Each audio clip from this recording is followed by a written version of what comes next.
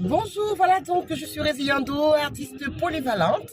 Je sais donc la chanson dont je chante. N'oubliez pas de vous abonner, de partager et surtout de m'envoyer tout plein de cœurs parce que moi les cœurs j'en raffole. Voilà donc j'ai pas eu le temps depuis quelques semaines pour faire des vidéos. Je suis un peu subbookée par toutes les réalisations que j'ai à faire avec mon entreprise Fête et Cérémonie Chic. C'est la saison, hein, donc je suis en pleine saison de préparation, de création.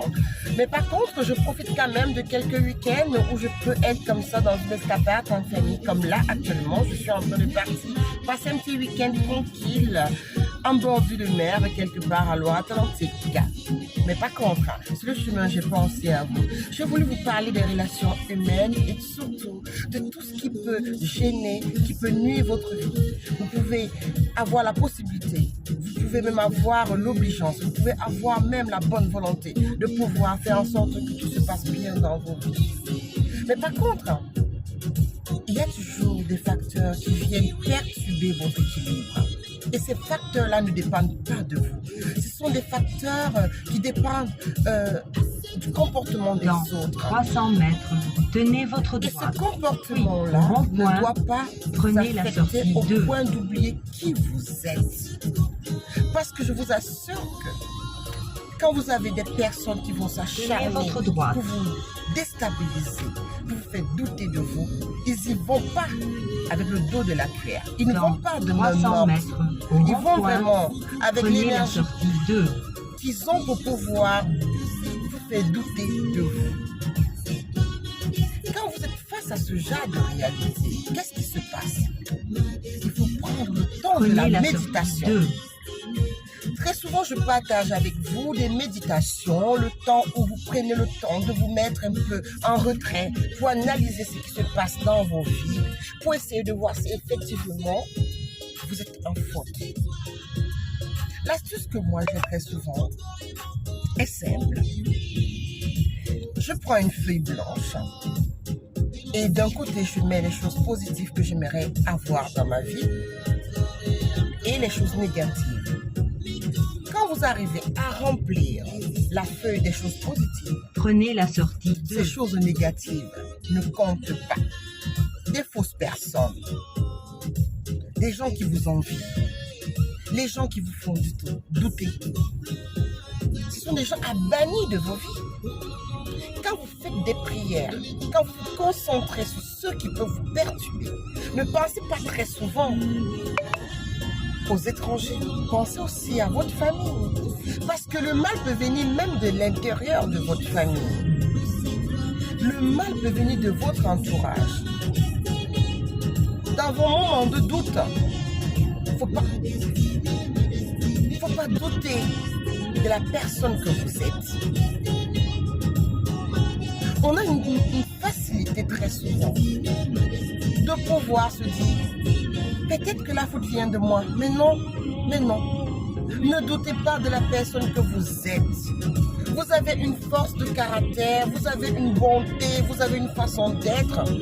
S'il y a des gens qui viennent douter, qui viennent mettre en doute tout ce que vous êtes, ne permettez pas à ces gens de vous atteindre. C'est quelque chose que vous devez combattre pour votre bien-être. Parce que votre personne compte. Et il est hors de question que les gens ne prennent pas compte que vous êtes une personne à part entière, avec vos douleurs, avec vos idées, avec vos envies. Il est hors de question qu'on vienne vous demander de faire plus que ce que vous êtes capable de faire. Surtout que les gens qui viennent souvent vous demander de faire plus que ce que vous n'êtes pas capable de faire n'en font même pas la moitié de ce que vous faites dans vos vies. Mais ils sont les premiers à critiquer, à vous pousser, à vous demander de faire l'impossible. Et pourtant, eux, ils ne sont même pas capables de faire ce qui est possible déjà. Si je peux vous apporter une expérience de vie, un conseil, une motivation, de pouvoir vous dire, relevez-vous toujours. N'écoutez pas ces gens qui viennent vous déstabiliser.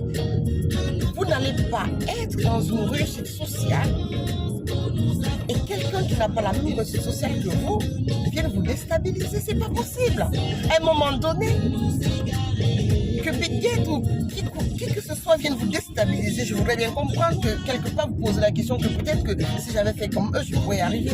Mais arrêtez de pouvoir vous valoriser avec des gens qui n'ont pas le même niveau de vie que vous. Ils ne comprendront jamais ce qui est votre vie. Parce que vous n'allez pas Dans demander 300 mètres, prenez un virage large vers à un la gauche. individu qui n'a pas l'habitude de pouvoir être confronté à certaines idéologies, à certaines Prenez la problématiques deuxième sortie de la vie, à gauche. de pouvoir comprendre quelles sont les difficultés que vous avez pour pouvoir réaliser les choses, pouvoir vous battre au quotidien pour vous en sortir. Ils ne comprendront pas. Vous demandez à un chômeur de comprendre que quand vous vous levez le matin, c'est une difficulté, c'est une contrainte sociale. Ils ne pourront pas comprendre. Mais si un chômeur, vous le parlez avec le langage qu'il comprend, la fainéantise, le fait de ne rien foutre dans sa vie, il va vous comprendre parce que vous êtes dans le même langage, vous êtes dans la même longueur d'onde. Mais si vous parlez à un businessman, si vous parlez à une lady boss, à quelqu'un qui se lève le matin, qui travaille, qui doit gérer plusieurs entreprises, qui doit gérer plusieurs business en même temps, la contrainte sociale de pouvoir à la fin de la journée de faire un bilan, de pouvoir être sûr que le planning du lendemain est déjà opérationnel, là, vous allez être sur la même longueur d'onde. Donc, évitez de discuter avec les gens qui n'ont pas les mêmes problématiques que vous. Évitez de vous associer aux gens qui n'ont pas les mêmes niveaux de vie que vous. Évitez de pouvoir prendre en considération les paroles de quelqu'un qui n'a pas la même difficulté sociale, de vie, de contraintes que vous. Quand vous avez une propriété à gérer, et celui qui est en location ne comprendrait pas qu'il faut gérer un jardinier qui va venir nettoyer votre jardin au printemps, ou alors une dame de ménage, ou alors un personnel qui va s'occuper de plusieurs activités ou plusieurs travaux chez vous. Les travaux que vous allez effectuer chez vous, ce sont les travaux qui sont vraiment, on va dire comment, qui vont avec votre niveau de vie. Mais il n'est pas propriétaire. Il vit dans une vie déjà assez, c'est pas, j'évite d'être grossière ou alors de pouvoir rabaisser. Mais je sais que vous comprenez ce que je veux dire. Quand vous n'avez pas des obligations dans la société, vous ne pouvez pas réfléchir comme des personnes qui ont des obligations. Et ceux qui ont des obligations, arrêtez d'écouter ceux qui n'en ont pas et qui se lèvent le matin parce que aigris, méchants, vont venir vous accuser de tout et de rien. Ne les écoutez pas. Parce que s'ils avaient été à votre place, ils auraient compris. S'ils avaient été au même diapason que vous, ils auraient compris les contraintes de vie que vous avez. Du moment où ils n'ont pas les mêmes contraintes de vie que vous, ils ne peuvent pas. Vous n'allez pas demander à quelqu'un qui ne gère pas des millions de pouvoir apprendre à parler. Millions? Non. Il y a des gens dans ce monde, quand vous les donnez déjà, c'est pas 30, 40 000 ou 10 000. Je ne sais pas si c'est en CFA ou alors en euros ou alors en dollars. C'est énorme.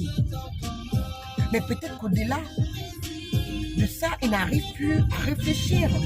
Donc, ceci dit, je vous dis, discutez, échangez, tenez compte des gens quand ils ont le même diapason de vie sociale que vous. C'est très important. Je ne veux pas dire de ne pas pouvoir tenir compte des gens qui sont moins que vous. Non, les gens qui sont moins que vous et qui sont bienveillants, oui, écoutez-les. Mais les gens qui sont moins que vous et qui sont aigris, ce n'est que de la jalousie. C'est des gens qui sont incapables. Ce sont des gens qui ne peuvent pas comprendre ou alors qui font exprès pour pouvoir vous ramener vers le bas. Donc votre vie au quotidien ne dépend pas de ceux qui n'ont pas qui n'ont rien foutu de leur vie. Essayez toujours de vous valoriser par rapport aux gens plus supérieurs que vous. N'allez pas vous valoriser aux gens inférieurs que vous. N'écoutez pas les paroles des gens inférieurs que vous qui viennent vous déstabiliser dans la méchanceté de leurs propos.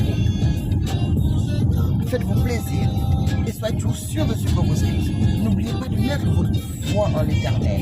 Et n'oubliez jamais de pouvoir toujours partager le meilleur qui existe de l'humanité avec tous vos proches. Car c'est ça le plus important dans vos vies. Je partage avec vous des expériences de vie. Ça peut être personnel, ça peut être l'écoute des personnes qui me racontent le problème dans la vie, les situations dans la vie. Et quelquefois, je me dis, pourquoi Pourquoi vas-tu écouter ces gens? Et je ramène toujours la question à dire quel est le niveau de vie de la personne qui t'a blessé au point où tu peux savoir cette douleur. Quand on me donne un niveau de vie, je dis la compréhension ne peut pas y être parce qu'il n'a pas les mêmes difficultés que toi. Il ne peut pas comprendre. Une femme qui n'est pas mariée, qui n'a pas d'enfant, ne comprendra jamais la difficulté d'être une mère de famille, une épouse et surtout mener une vie professionnelle à plein temps. Donc ceci dit, arrêtez de pouvoir écouter les gens qui ne font rien de leur vie et qui vous faire croire que vous n'êtes rien. Non, vous n'êtes pas rien. Vous n'êtes pas rien. N'oubliez jamais. Vous êtes une personne à part entière avec vos besoins, vos problématiques et tout ce qui vous concerne. Et à vous de pouvoir faire tout pour que vous soyez toujours meilleur. Et surtout, de pouvoir avoir l'intelligence d'écouter les bonnes personnes qui vous veulent du bien. Je vous embrasse et on se dit à très bientôt. Ciao, ciao. Bon week-end à vous. Mon week-end, il s'annonce déjà magnifique et merveilleux. Je suis en famille et je vais passer du bon temps. À bientôt la famille. N'oubliez jamais, qu'est-ce que je dis toujours? Que je vous kiffe. Bisous. À bientôt.